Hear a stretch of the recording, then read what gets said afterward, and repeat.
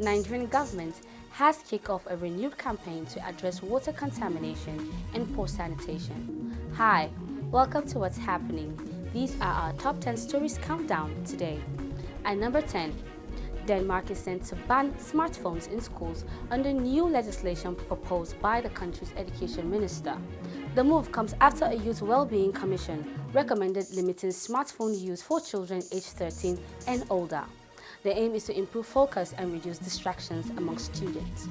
At number 9, former Manchester United defender Rio Ferdinand has called for the African Cup of Nations AFCON to be given the same respect as major global tournaments like the World Cup.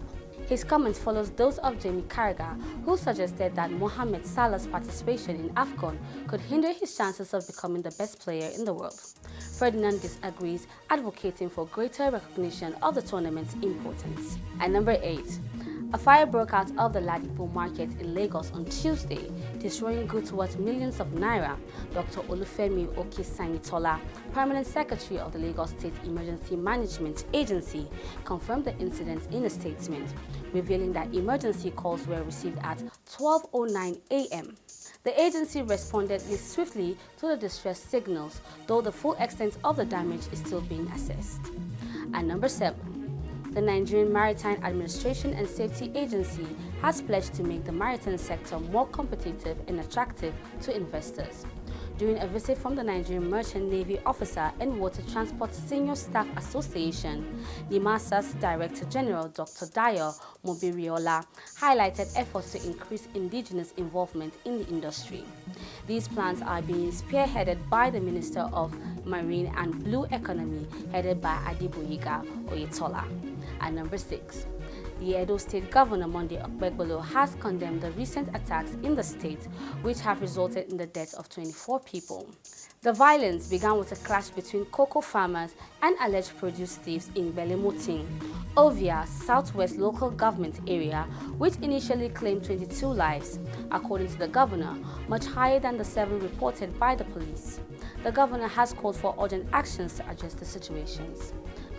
At number 5, the new Nigerian People's Party has dismissed the suspension of Senator Sumaila and 3 other federal lawmakers as valid. The suspension, announced by the Kano State chapter of NNPP, involved Suleiman, representing Kano South, and 3 House Representative members, Ali Gini, Sani Rogo, and Kabir Rumo. The party has declared the move null and void, rejecting the actions taken by its Kano chapter. At number 4, the Abia state government has shortlisted 9,371 applicants for the teachers' recruitment exercise. The shortlisted candidates will be invited for a computer-based test on a soon-to-be-announced date. Commissioner for Information Prince Oke Kanu disclosed this while briefing the press on the outcome of this week's State Executive Council meeting presided over by Governor Alex Otti.